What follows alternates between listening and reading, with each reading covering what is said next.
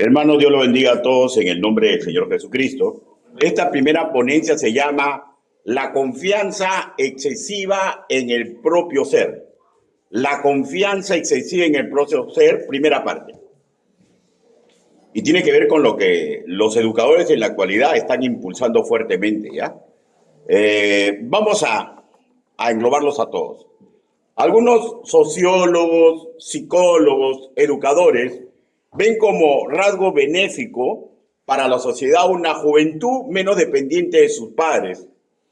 Y va detrás de la idea del concepto de multiplicar derechos en ellos. Y ven como una démora para esto las tradiciones judeo-cristianas que durante muchos siglos han sido la base ética y moral. Y por qué no decirlo, hasta raíz legal de muchas de las leyes constitucionales que amparan a las naciones de Occidente. Ojo que estas leyes y pedagogía que ellos están impulsando tiene apoyo de las entidades más altas de la humanidad, entre ellos la ONU. Ustedes han visto, ¿no? El propósito que ellos quieren hacer un gobierno global. Y para hacer un gobierno global, lo primero que tienen que hacer, lógicamente, tienen que quebrarle a los jóvenes el poder de discernir. Y tienen que quebrar la influencia paterna para que ellos puedan hacer lo correcto. ¿No? Todo es parte de la trama. Ahora, de tal manera que estos ideólogos con su accionar impulsan un quiebre tradicional de la relación de autoridad entre padres e hijos y se han abocado en una carrera de crear disque derechos inalienables que implican una temprana autonomía en la toma de decisiones. Por ejemplo, un tema picante, el aborto. Y por favor no deseo que esta ponencia sea mal interpretada, ¿ya? Porque la verdad nosotros queremos, como todos, que nuestra juventud tenga una mente clara, ¿no? Que pueda trabajar su vida en sentido común, que hay veces lo dan los años de vida, ¿no es cierto? Pero hay veces cuando los jóvenes son bien orientados, lo que hacen los viejos, ellos lo pueden hacer porque van aprendiendo el sentido común típico de las escrituras. Y es notorio que en el fondo no es este el deseo que se independicen ellos, que tomen buenas decisiones, ¿ya? Los cabezas de estos movimientos lo que desean es, vuelvo a repetir, capturar a la población y quieren criar a los jóvenes que algún día van a ocupar el puesto de los que sabemos reclamar. ¿Ya? Ahora, es notorio, vuelvo a repetir, que en el fondo no es este el deseo de las cabezas de este movimiento, ¿eh? Que va más allá del aspecto intelectual, pues no solo hablan de pedagogía, sino leyes para cambiar radicalmente la dinámica de responsabilidad entre padres e hijos, entre gobiernos y naciones. Por ejemplo, la famosa, ¿no?, que dice, no, nadie tiene que tener sus fronteras cerradas, todos pueden entrar, todos pueden entrar. Eso es globalización, ¿ya? Entonces, todo está para que todo se desordene. O sea, todo está abocado en eso, ¿ya? Ahora, claro, es excelente, ¿ya? Vuelvo a repetir, ayudar a los jóvenes a que tomen sus propias decisiones, ponerles retos para que aprendan que no siempre se debe de decir sí y que decir no siempre significa rebeldía ante la autoridad. Pero el frenesí de este movimiento va creando situaciones surrealistas, irracionales, ilógicas, absurdas, demenciales, delirantes para el sentido común.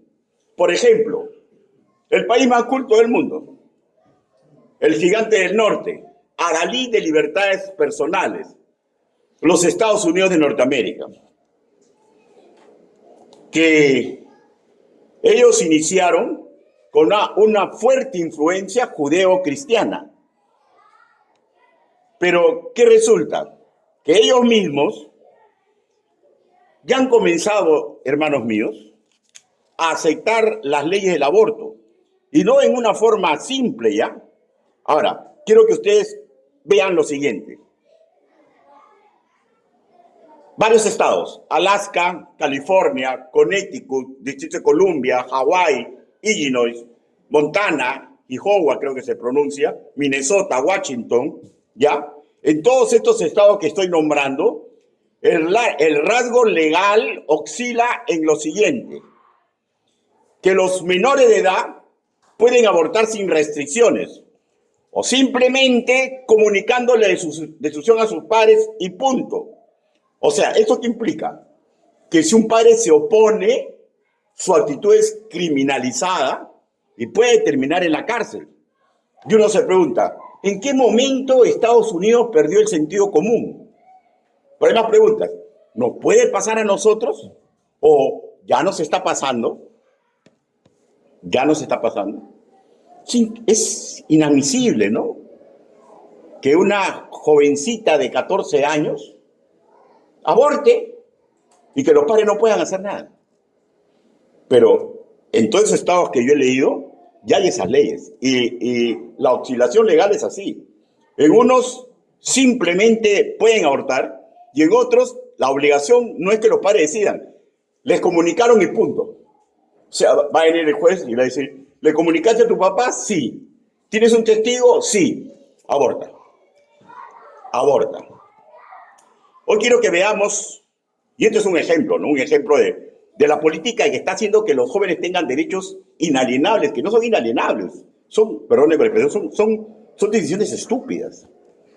¿Cómo van a permitir que hagan eso una niña de 14, 15 años? ¿No es cierto? Hoy quiero que veamos una óptica basada primordialmente en el Nuevo Testamento. ¿Ya? En el Antiguo Testamento lo vamos a ver en un culto, muy probablemente, porque esta es la primera parte. Ahora, lo que he hablado del aborto es solamente una muestra, ¿ya? Un botón de lo que está pasando, está pasando todavía en Estados Unidos de Norteamérica. Ahora saben que en Estados Unidos ha habido un movimiento que está intentando revestir todo eso, ¿no? Pero es toda una lucha legal, pues, ¿no? Toda una lucha legal. Ahora, vayamos a las Escrituras. ¿Cuál es el principio de vida que la Biblia nos habla de padres e hijos? Primera de Pedro, capítulo 5, versículo 5. Primera de Pedro,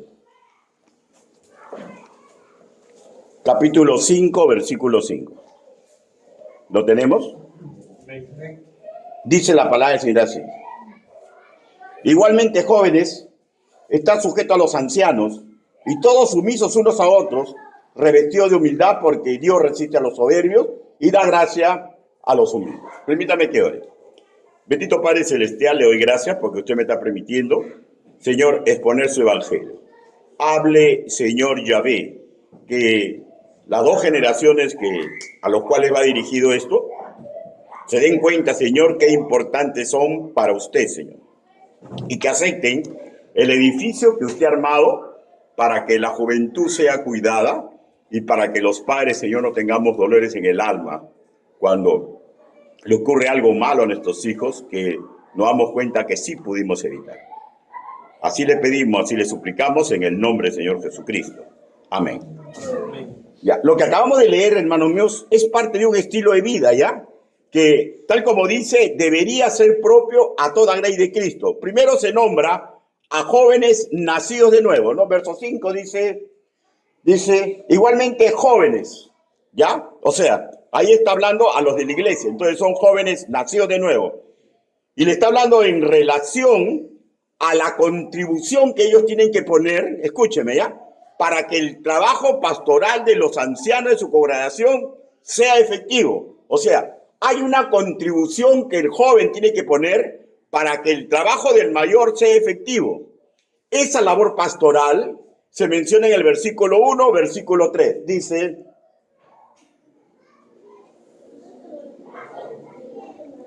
dice, apacentar la grey de Dios que está entre vosotros. Ese es el trabajo. Apacentar la ley de Dios que está entre vosotros. ¿Ya? O sea, ¿cuál es el trabajo de los ancianos? Cuidar a la grey. De hecho, que en el contexto también incluyó a los jóvenes. Se habla de apacentar, ¿no? Versículo 2. ¿Qué implica apacentar? Cuidar y vigilar. Cuidar y vigilar. Si agarramos el hebreo ra'á, en este idioma también se incluye que el anciano, o sea, el pastor, ¿no? En aquel entonces, el sacerdote, ¿ya?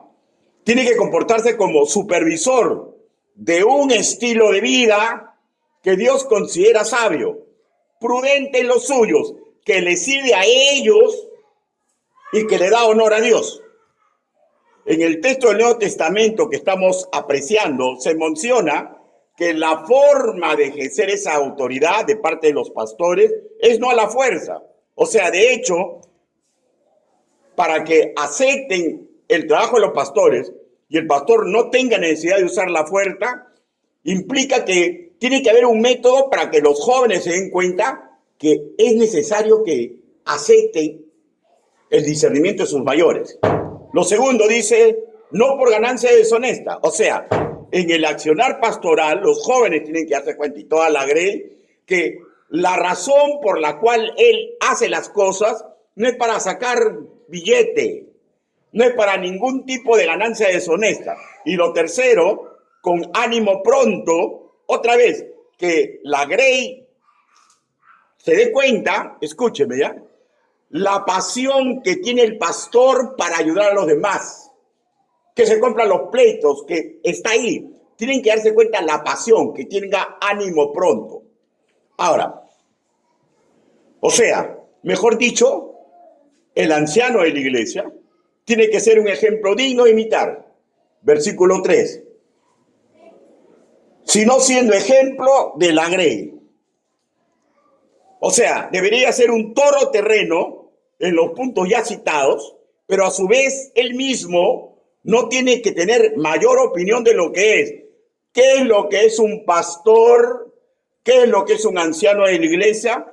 Es un obrero común y corriente y que debe ser súper dependiente de Dios. Súper dependiente de Dios. O sea, que no se crea la última chupada del mango. ¿Ya? Discernamos. Todo esto es necesario, pues un pastor, escúcheme, ¿ya? No es el padre biológico de los de la grey, con excepción lógica de sus propios hijos, ¿no? Que acá el único hijo biológico mío es Ruth, pero de ninguno de ustedes. Ahora, con respecto del padre biológico, escúcheme, ¿ya? Ustedes dense cuenta de la lógica del asunto. Hay una relación más natural de dependencia hacia un padre biológico. Y un pastor tiene que reemplazar esa base que nunca va a tener con un correcto testimonio para ejercer autoridad calificada. ¿Ya? O sea, es más natural que el hijo le obedezca al padre. ¿Por qué? Porque está todos los días con él, pues. Sabe cómo se las trae. Y aunque sea a perita dulce, pero es más natural, porque convive con él, pero con el pastor no. Entonces el pastor tiene que demostrar un buen testimonio. Versículo 5, primera parte, dice, ruego a los ancianos, 5, igualmente jóvenes, estar sujetos a los ancianos. Estar sujetos, en castellano, sujetos, nos remonta al vocablo griego jupotazo, que es un término castrense. No explica obediencia ciega, sino ni tampoco obediencia en el más estricto sentido de la palabra, sino significa un reflexivo obedecer. Explico. Aunque la labor de obispo, de un pastor, de supervisar a su grey, viene de lo alto, del padre de las luces, pero muchas veces esto no es suficiente en el corazón humano y necesita el humano ver que ese pastor tenga buen testimonio. ¿Ya? Repito, y el pastor tiene que darse cuenta de esto, porque es algo natural, y tiene que intentar vencer ese escollo para ganarse el corazón de su grey, y así, humanamente, con lo que hace, sustente su autoridad. Y si así lo logra, va a ser más natural que le den el respeto y el honor de que habla 1 Timoteo capítulo 5, versículo 7. Ahora, si así se logra, cuando el pastor razona, cuando el pastor aconseja, cuando el pastor predica un estilo de vida, ¿ya? Y se dan cuenta que es en base a las escrituras, es más fácil digerible en el corazón de la grey. ¿Ya? Pero si el pastor o el maestro o el anciano de la iglesia tiene un mal testimonio, hace lo que quiere, la gente lo escucha nomás, pero no pasa nada, así mismo no cumple. ¿Se dan cuenta? Ahora, El verbo jutopazo está escrito en aoristo, pasivo imperativo, que implica una orden con autoridad para eventos puntuales. O sea, aplica ponerle límites a una situación que el pastor ve como peligro, que ve como inconveniente que un joven practique. Voy a poner un ejemplo, ¿no? Sale una señorita de acá y siempre se va con un joven. Y siempre se van los dos juntos. Y uno ve que ahí puede haber un peligro. Yo vi la situación y yo le digo, no hagan eso. Y si ese pastor se ha ganado el corazón de esos jóvenes, puede ser que no comprendan, pero confían en su pastor. Porque hay un peligro, que probablemente ellos no se dan cuenta por la juventud de los años. Pero el pastor que tiene conocimiento de la palabra del Señor, que tiene experiencia y que de repente tiene golpes en la vida, sí se da cuenta. Repito, tiene que ser notorio que esa autoridad eclesial del anciano, su enseñanza, su supervisión, implica que le va a poner límites, no porque quiere y porque es molestoso, sino que esos límites lo hace con pasión. Escúcheme, por favor. Porque ama a su congregación y se preocupa por ellos. Porque el buen pastor da su vida por sus amigos. O sea, no los hace molestosos, sino los quiere ayudar, los quiere cuidar. ¿Ya? Los límites es por el bien de los jóvenes. Y de hecho, no solamente quiere cuidarlos a ellos, quiere cuidar la reputación de la iglesia. Y quiere cuidar la reputación del santo nombre. Y una de dos, si son ya creyentes, se están preparando para ser embajadores de Cristo o ya lo son. Y en cualquiera de los dos casos, porque ya son cristianos, los demonios van a intentar neutralizarlos, manatearlos, destruirlos. Primera de Pedro capítulo 5, versículo 8. No es correcto que dos jóvenes de diferente sexo vayan para cualquier sitio juntos. No, porque hay un peligro. Y si alguien quiere discutir conmigo, nos sentamos con la Biblia en la mano y le comienzo a abrir verso por verso. Y comienzo a explicarle el motivo por el cual no es correcto. Y eso lo ve uno que maneja bien la palabra de verdad. Uno eso lo ve una persona que ha sido ya golpeado por la vida. Y eso lo ve una persona que ya tiene experiencia de vida, pues. ¿No es cierto? Y aunque esta enseñanza está confeccionada para exhortar y educar a los jóvenes de la congregación, a que entiendan lo positivo del mandato, que se sometan a la autoridad pastoral, forzosamente tenemos que tocar en conexión ya con la labor, la labor pastoral, ¿no? Porque tienen que comprender por qué tienen que someterse. Entonces tenemos que enseñar la función pastoral, ¿no es cierto? Pero a su vez tenemos que hablar de los padres. Un padre de familia cristiano que se está dejando moldear por las enseñanzas escriturales y por el ejemplo de sus pastores, ¿ya? Debe asimilar lo que el apóstol Pablo le pidió a la Grey: imítenme a mí como yo imito a Cristo. Por tanto, es el padre que se está dejando formar, tiene que comprender que las características que ve en su pastor para ganarse el corazón de su congregación tienen que ser la misma característica que él pone en marcha en la relación con su hijo, para ganarse su corazón. Y esto amerita, ya, y esto amerita un trabajo, pues, ¿no? Miren, es más fácil que yo me comporte bien con Marjorie, bien con cualquiera de ustedes, porque no tenemos una ligazón sentimental. Y es más difícil que uno lo haga con el propio hijo, porque tiene más miedo de lo que puede suceder. Pero los padres tienen que aprender a darse cuenta la relación, lo que un pastor hace que ha ganado el amor de la congregación. Ahora, ¿cómo te das cuenta que te has ganado el amor de la congregación? Simple. Porque hay muchos que tienen tremendos problemas y se acercan y te cuentan normal. Porque tienen confianza. Porque te han visto poner la palabra, porque saben que eres una tumba, porque sabes que tienes pasión, ¿ya? Entonces, esa según se dando cuenta cuando ya se ha ganado el corazón de la congregación. Y el padre creyente que Pablo le dice: imítenme a todos, hombres y mujeres, casados, imítenme a mí como yo imito a Cristo. Un padre que se esté dejando formar se da cuenta: ¿por qué le hacen más caso al pastor? ¿Por qué? ¿Por qué le hacen más caso al pastor que a mí? Es que el pastor se intenta comportar como un ángel con los congregados. Y los padres tienen que aprender a comportarse así. Cuando hablo de ángel no quiere decir que sean perita de dulce, ¿ya? Sino que aprendan a defenderlos como dice Dios que tienen que defenderlos. ¿Ya? Ahora, por tanto, es sabio esto. Repetiré una más el concepto. Por naturaleza y convivencia frecuente y continua, los padres retienen una autoridad más fuerte, más tajante, más natural que un pastor de la grey. Pero el sentido común avisa que si quien ordena tiene mal testimonio, esta actitud negativa termina sobajando de alguna manera la utilidad del dominio que Dios le ha dado, la autoridad que Dios le ha dado. Ya, solo por dar un ejemplo, Salomón fue el hombre más culto del mundo, más sabio del mundo, pero fue un promiscuo, pues tuvo más de 1000 mujeres y 700 concubinas. Y no solamente eso, adoraba a esas mujeres, adoraba a los dioses de esas mujeres. Entonces, ¿qué ejemplo le iba a dar a los hijos? Los hijos le escuchaban, que sabio es mi papá, pero era una lajita. Por eso que los hijos salieron un poquito chuecos, ¿no es cierto? ¿Se dan cuenta? Repito, forzosamente teníamos que hablar de pastores y teníamos que hablar de padres, porque, escúchenme,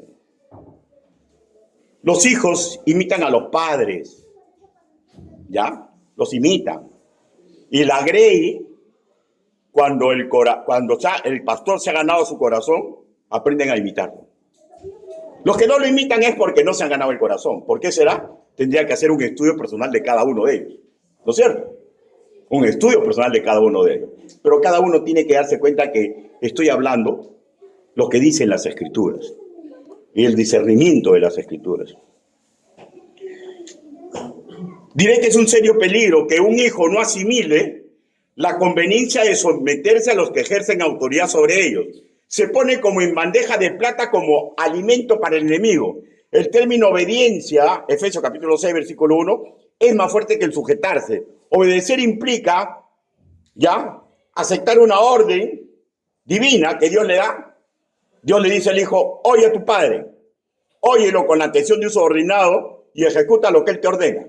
¿Ya? Ahora, los que están bajo autoridad, un hijo creyente en casa, un joven creyente en la congregación, deben asimilar que el papel inherente de una autoridad que rinde pleitesía al Altísimo es poner límites para conservar la seguridad, la moral que a Dios le agrada, tengan los que Él tiene que defender. Pero hablemos nuevamente de un progenitor, pero un progenitor que no es nacido de nuevo. Tiene parecida labor a la de un creyente, ¿ya? Dios le ha dado autoridad para que cuide la vida, la seguridad y para que empuje a su prole para que se comporten bien de la sociedad que los cobija. En sí, lo que tenemos que apuntalar, ¿ya?, en esta ponencia, que tiene propósito central de educar a los jóvenes creyentes, lo siguiente, que no interesa que su padre sea creyente, que no interesa que su padre sea un inmaduro en la fe, que no interesa que su padre sea incrédulo. Dios les dice que los obedezcan. Si usted es creyente, su responsabilidad ante los ojos de Dios es obedecer puntualmente, ¿ya?, los mandatos que le dan los padres que le ponen, porque el padre pone límites cuando surgen casos específicos, ¿no? Mientras vivan en casa, esa es la labor de un progenitor. Y cuando levanta abuelo, ya no le va a poder ordenar, pero va a tener que darle honor. ¿Qué implica honor? Cuando el padre se presente y le quiero hablar contigo, tiene que decir ya papá. Dejar que él hable y con mucho respeto decirle ya papito, ¿ya hablaste? Ya, déjame pensar. No está obligado a cumplirlo, pero el honor nunca se pierde. Pero mientras vive en la casa, tiene que obedecer. Tiene que obedecer. Tiene que obedecer. Y si no obedece, repito, escúcheme por favor. Vamos a tratar ese tema en el segundo. Se está poniendo como bandeja de plata para el demonio. Y de hecho, para hombres y mujeres perversos que le van a intentar hacer daño. Joven que escuchas, Discierne los consejos de los ancianos de tu iglesia y los de tu padre, no solo por tu bien presente, porque dicho pastor, dicho padre, está cuidando tu futuro, pues por conocimiento de la palabra de Dios, por experiencia vivida o por sentido común, se da cuenta de situaciones que generalmente un joven en años aún no aprecia en su real dimensión, pues los años mozos generalmente se viven una peligrosa curiosidad de la simpleza. Son inocentones, son puerta abierta. Y eso está en Proverbios capítulo 1, versículo 22. Y cuando son ya mayorcitos, ya, parece que aman el peligro. Se comportan los hombres como potros y las mujeres como yeguas salvajes. O sea, es una característica del ser humano, ¿ya? Por eso que Dios ha puesto padres para que les pongan freno. Y si el joven creyente no comprende y le molesta, simplemente está desarmando todo el edificio que Dios le ha hecho, ¿ya? Para ser defendido. Yo conozco de hijos, ¿ah? Que han tenido padres bien fregados, ¿ah? Y ya profesionales le han dicho así, ¿ah? Yo soy lo que soy por mi padre.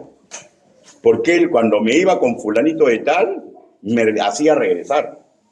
Porque me detenía a tal hora. Y porque me iba incluso al billar, me agarraba de la esto y me sacaba. ¿Por qué? Porque lo que el joven no comprende en un momento, en el futuro al ver las consecuencias lo va a comprender. No tenemos que estar pensando en que ay, pobrecito mi hijo, ¿qué va a pensar de mí? Que piense lo que quiere. Si Dios a usted le da autoridad, es para que usted les ponga límites. Ahora, si usted le va a poner límites a la bruta, va a resentir su corazón. Por eso es que es necesario que se eduque en la palabra del Señor. Y los hijos tengan cuidado de no juzgar a los padres. ¿Ya? Porque si un hijo juzga al padre, es uno de los más terribles pecados que puede haber en la humanidad. ¿Están escuchando, no? Es uno de los pecados más terribles que puede haber. ¿Por qué? Porque todo lo que yo logro, mi madre no fue ella, pero escúchenme, por favor, escúchenme. Vos sabés que mi madre haya sido terrorista. Vos sabés que mi madre ha sido prostituta. ¿Ya? Vos sabés que mi madre ha sido integrante de una banda. Pero todo lo que yo estoy logrando es porque ella aceptó tenerme en el vientre suyo y darme a luz. Así que uno de los pecados más aberrantes que puede cometer un hijo es juzgar a su padre. Porque todas las alegrías que tiene es porque esa mujer y ese hombre decidieron tenerlo. Bueno, continuemos. Verso 5.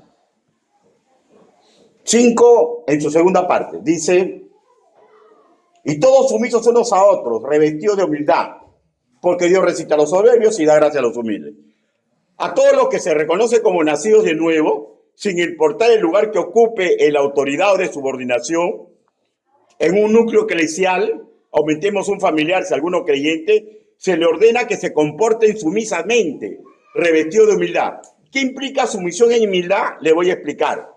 Que aprendan a ayudarse mutuamente, que aprendan a perdonarse mutuamente, que aprendan a ser útil mutuamente. Por ejemplo, yo conozco muchos hijos, ¿sabes? Muchos hijos, ¿no? Que ven que su madre está como loca, limpiando, ajetreando, y son incapaces de levantar la mano para ayudarla. ¿Dónde está el amor que le tengo a mi madre? ¿Ah?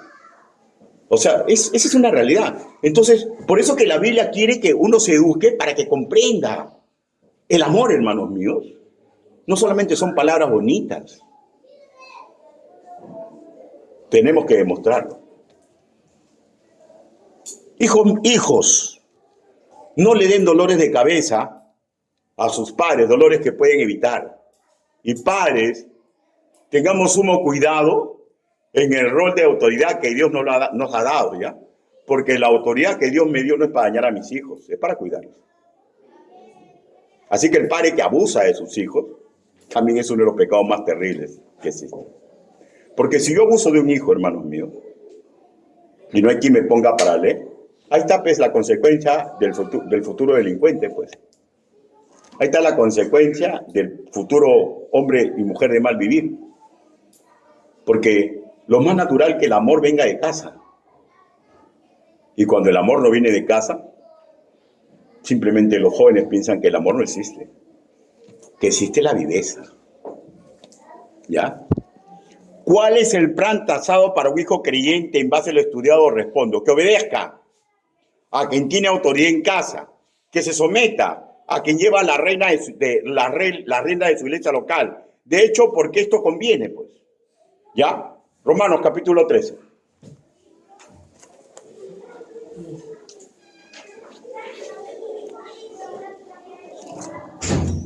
Romanos capítulo 13.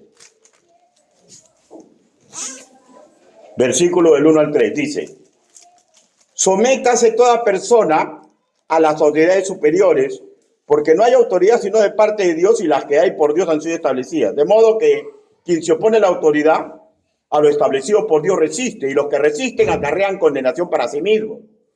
Porque los magistrados no están para infundir temor al que hace el bien, sino al malo. ¿Quieres pues no temer a la autoridad? Haz lo bueno y tendrás alabanza de ella.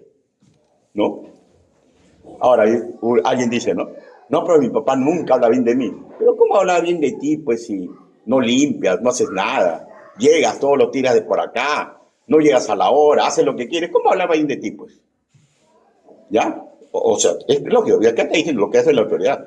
¿Quieres que la autoridad le bien de ti? Haz obra, pues. Dile un día, pues, ¿no? Ve ya y le dice, mamita, ya arreglé mi cuarto. ¿Quieres entrar a verlo? No, mi hija. Y va a comenzar a hablar bien de ella, pues. Pero si no haces nada, ¿quieres que hablen bien de ti? Es una ilógica, pues. Es una ilógica, ¿o no? ¿No? Es una ilógica. Y acá, en el rol de las autoridades, Dios lo habla. De hecho, que aquí está hablando de autoridades seculares, ¿no? Pero está diciendo un patrón que se cumple.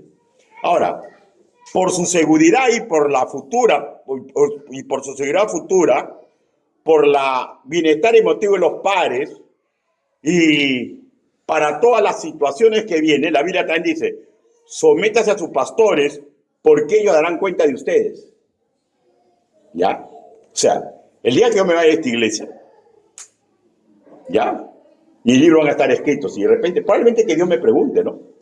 Me dice, Ricardo, ¿y qué hiciste con la familia de Marjorie? Ricardo, ¿y qué hiciste con la familia Escobedo? Ricardo, ¿y qué hiciste con la familia de Giorgio? Ricardo, ¿y qué hiciste con los Ponce? ¿Y qué hiciste con los Rodríguez? ¿Te esforzaste por ellos? No, no me quería meter en problemas, señor. Son bien problemáticos, tienen tantos problemas. No quiero meterme con él. Porque darán cuenta de ellos. Dios me va a pedir cuenta por cada uno de ustedes. Pues a veces uno dice, pero qué molestoso es ese hombre, ¿no? Yo sé que cuando me vaya de acá, probablemente a muchos de ustedes los haya podido ayudar y otros no. Generalmente a los que no puede ayudar, simplemente porque no se han dejado ayudar. Pero Dios es mi testigo. Cada una de las familias que están en la iglesia y las que se han retirado, por todas he hecho la lucha. Porque Dios me va a pedir cuenta. Claro, cuando una familia se va de la iglesia, pues, o sea, que obviamente hablando es menos carga, ¿no? Pero un padre se siente alegre cuando tiene 8 hijos y se va uno. No, está en el matrimonio y está llorando, está mal, ahí mi hijito se va. Pero en la práctica es menos trabajo, ¿no es cierto? Pero ni un padre quiere que los hijos vuelven de la casa. ¿Está bien o no? Un pastor es igual. Cuando se va un hermano, le da tristeza, le da pena. Dice, es que lo pude ayudar mejor. Bueno, Dios se lo llevó. ¿Ya? Aparentemente conviene, ¿no? Que los más fregados se vayan, ¿no? Porque, pues, te ahorran un montón de chamba, pues, ¿no? Pero no es así en el corazón de un pastor. Claro, un pastor de acuerdo al corazón de Dios. Porque los otros, pues, a los más problemáticos, los impulsa para que se vayan, ¿no?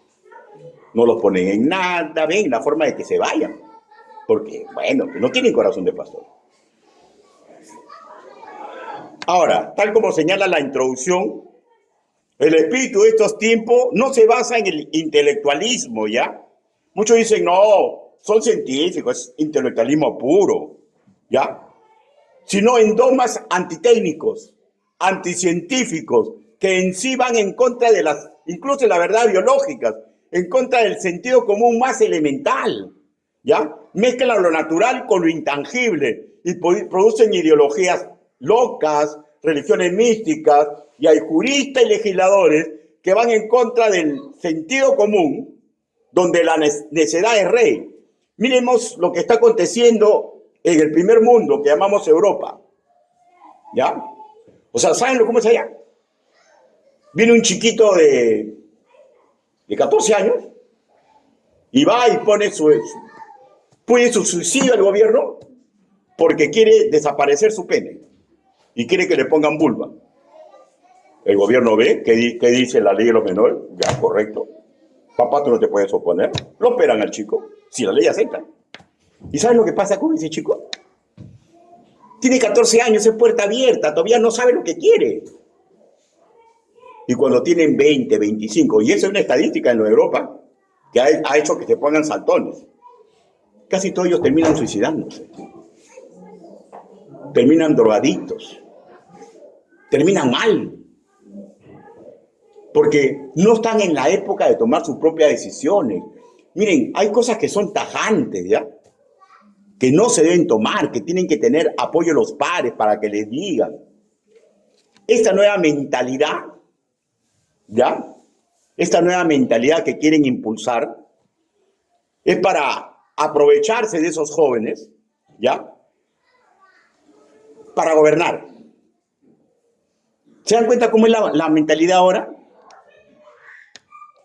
Jovencitos que aprovechan cualquier problema nacional y salen a romper todo lo que encuentran.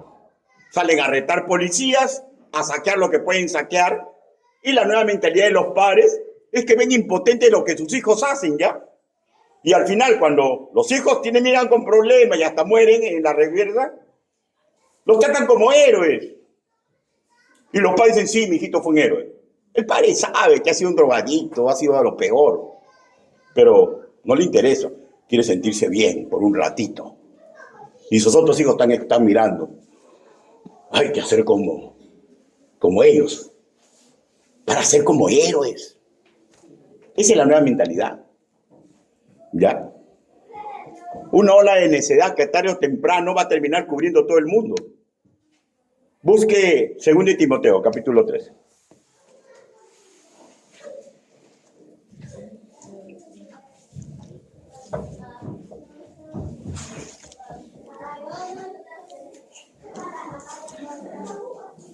Segunda de Timoteo, capítulo 3.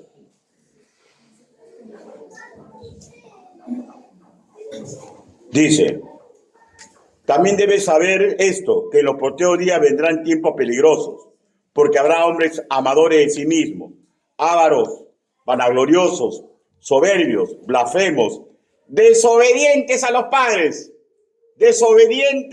padres, ingratos, impíos, sin afecto natural, implacables, calumniadores, intemperantes, crueles, aborrecedores de lo bueno. Miren, cuando yo fui policía, había una chica bien bonita, o sea, era bonita, era una mujercita de verla y parecía una Miss Perú de 14 años. Y un día llega a la comisaría y dice, mi papá me ha violado. ¿Tu papá te violó? Papá me ha violado. Vamos allá a tu papá. Una persona de 75 años más o menos. Pero tu hija está llorando. Y lo agarramos del pescuezo a la comisaría. Y la chica volvió a decir, mi papá me ha violado. Bueno, tu papá la ha violado. A la PIP. Y la PIP. A la cárcel. Y un día estoy rondando con mi patrullero. Y veo un chico que me mira y ¡pum! Se va corriendo. Le digo, ¿y este? Porque todavía estaba pues juvenil, pues, ¿no? Le digo, tú vete por acá y mueve por acá. Por allá y ¡pum! Lo agarré el pescuezo. ¿Por qué te corres? ¿Qué has hecho? No tengo miedo, jefe. Porque estaba en la casa de mi novia, de mi enamorada. ¿Y por qué tiene miedo de estar en la casa de tu enamorada? Es que usted es la que le asentó la denuncia y tengo miedo de lo que usted va a hacer. ¿De qué estás hablando, le digo? ¿Tú eres enamorado de quién? De la chica que dijo que su papá lo había violado. ¿Cómo que dijo? ¿No lo violó? No. Fue una mentira que armó la mamá, que tiene como amante a mi amigo, y le dijo a ella, ese viejo no te va a hacer que tú seas feliz. Lo metemos a la cárcel, yo soy feliz con mi amante y tú eres feliz con tu novio. Tiempos difíciles. Ahora, pero para que esa chica haga eso, ¿con quién se metió ese hombre? Y ese hombre le supo dar amor a esa hija. Yo estoy seguro que ninguno de mis hijos haría eso conmigo. Porque bien o mal, ellos comprenden que yo los he amado. Tiempos difíciles, pero por favor, escúchenme, padre. A veces los chicos no están preparados para los tiempos difíciles porque nosotros no hemos querido darles el amor que corresponde. Pastor, ¿cuál es el amor? Aprendan la Biblia y aprendan cómo Dios dice que tiene que amar a su hijo.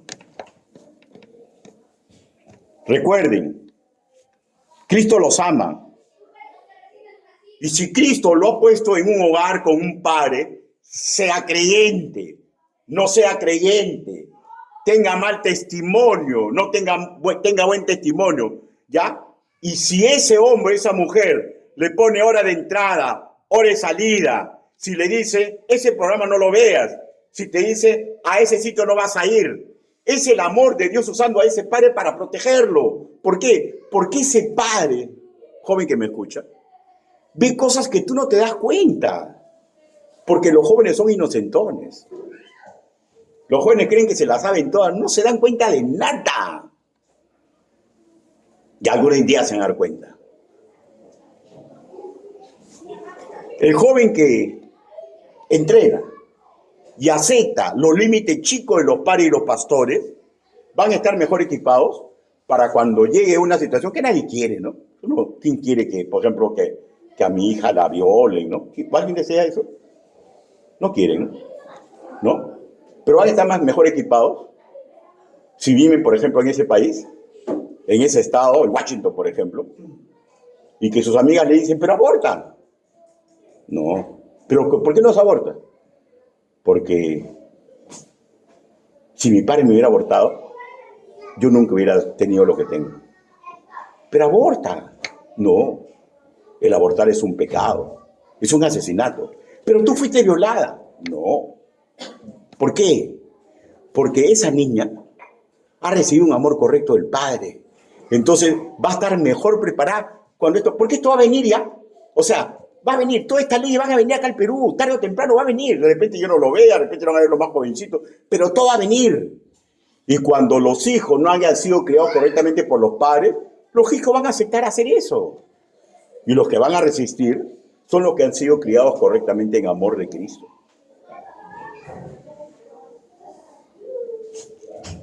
Padres e hijos, no se dejen seducir por ideas modernistas, ¿ya? Los padres no son sus amigos, ¿ya? El padre no es su amigo. El padre puede ser amigable, puede ser cortés, puede ser chistoso, puede tener una forma muy peculiar de llevar la rienda paternal, pero tienen un imperativo de vida, imperativo, ¿ya? De ponerle límite a sus hijos. No vas a ir. Pero mamá, papá, no vas a ir. ¿No has escuchado eso? Sobre mi cadáver. No vas a ir. Apaga la luz. Pero apaga la luz. Y dices, pero qué molestosa. Te está preparando para que aprendas sobre. Porque si tú obedeces a tu padre, escúchame, ¿eh? Estás obedeciendo la palabra de Dios. Y cuando vengan los retos a tu vida, vas a estar mejor preparado cuando papito y mamá no estén, para no hacer lo que hacen tus compañeras, que sus padres nunca los amó. Mi hijo Ricardo una vez, hace muchos años, estaba en una reunión de jóvenes. Y mi hijo es bien fregado, ¿eh? Es cochinero cuando está con sus amigos. Tiene su ingenio para fregar. Pero lo apagaron, pues. ¿Sabe cómo lo apagaron? El bullying es bravo, ¿no? ¿Tú qué hablas? Sí hemos visto toda la vida cuando tu mamá te sacaba del billar y tú no, tus padres te tienen pisado. Y salió afuera, me cuentan. Triste, ¿no? Porque sus amigos todos comenzaron a burlarse de, sí, tú eres espectacular, que tú esto, que no tienes, que tu papá hacen lo que quieren contigo. Y salió, pues, ¿no? Y un amigo se le acercó y dijo, ¿por qué te pones así, Ricardo? Porque tienen razón. No te das cuenta todavía, ¿no?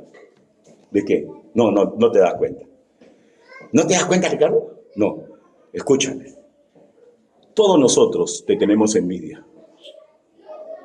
Porque tus padres te cuidan. Y nuestros padres nos han dado la rienda de nuestra vida. Te tenemos envidia. ¿Por qué te hagas sentir menos si tus padres te aman? ¿Se dan cuenta? Entonces puede hacer que los hijos no se den cuenta ahorita cuando usted los controla, ¿ya? Y se van a enojar. Pero mañana más tarde, cuando levanten la mirada a la derecha y vean al amigo que no lo dejaba hacer, drogadicto, cuando levante la mirada, la chica con la que no le dejaba salir, vendiendo droga, y ahí se da cuenta. No me daba cuenta yo, pero mi papá tenía la razón. Pastores, maestros, consejeros, nosotros no somos perita de dulce. Yo tengo que dar el consejo que dice la palabra del Señor. ¿Ya? ¿Se acuerdan lo que le dijo el Señor Jesús a Pedro? Pedro, apacienta mis ovejas. 2 veces, ¿no? Y después le dijo, apacienta mis carneros. Y después le dijo que esa es la forma en que él iba a demostrar que lo amaba. Bueno, pues, un padre que lo apacienta, un padre que lo cuida, un padre que le está poniendo límites, así sea bruto o bruta, escúcheme, ¿ya? ¿Sabe lo que está demostrando? Que te ama como nunca nadie te amará en la vida. Porque yo le doy fe. Un padre normal es capaz de dejar que le saquen el riñón para que su hijo no muera. ¿Ya? Un hijo no siempre hace eso. Pero un padre es capaz de hacer eso. Un padre es capaz de reciclar y reciclar y reciclar y reciclar para que sus hijos estudien. Yo me acuerdo de mi mamita. Le lavaba la ropa a toda la cuadra. A toda la cuadra. Mamita, ¿pero por qué haces tanto? Y después me enteraba que era para comprarme mis juguetes. Los padres son increíbles. Se sacrifican por los hijos. Y parte del amor es decirles no. Un padre que te deja que hagas lo que quieras, no digo que no te ama, sino que no ha aprendido a amar con la tradición judeo-cristiana, que es de poner límites. La verdad, hermanos míos, nosotros los pastores, los padres, no somos gran cosa. Sí, tenemos muchos problemas, pero ¿saben cómo se demuestra el amor? Cuando intentamos que ustedes hagan lo correcto, cuando nos enfrentamos a ustedes, cuando yo ven, quiero hablar contigo, esto es así, esto es así, esto es así. ¿Ya? Cuando se te habla, es una demostración de amor. Eso es lo que hace un pastor. ¿Ya? Cuando le dice, no hagas eso. ¿Pero por qué? No hagas eso. Y después, yo sé que a veces le molesta, no hagas eso. Y después pasa el tiempo y viene y dice, el pastor tenía razón. ¿Ah? No lo hice y recogí mejor el método. El que pone límites es el que sabe amar. Así que, jovencitos, no se sientan menos amados porque sus padres les ponen límites. Acepten, porque el mundo los quiere devorar. Las otras 2 ponencias vamos a hablar de problemas fuertes, en los cuales, así como dicen, Perú es la clave, igualito, los padres son la clave. Inclinen su rostro, vamos a orar. Bendito Padre Celestial, gracias, Señor, porque usted, Señor, puso pastores en las iglesias que enseñen el método a los padres de cómo deben amar a sus hijos, siendo un buen testimonio. Los hijos que se den cuenta que están dispuestos a sacrificarse por el bien de ellos, Señor. Y todo eso, mi Dios santo, tienen que aprenderlo de su propio pastor. Bendito Señor, ayuda a los jóvenes de aquí, para que sin importar que sus padres sean creyentes, no sean creyentes, sean fregados, no sean fregados, que cuando les pongan límites, comprendan que es una forma de amar que es divina, porque Dios es un Dios de límites. Así le pedimos, así le suplicamos, en el nombre bendito, precioso y poderoso del Señor Jesucristo. Amén. Dios lo bendiga.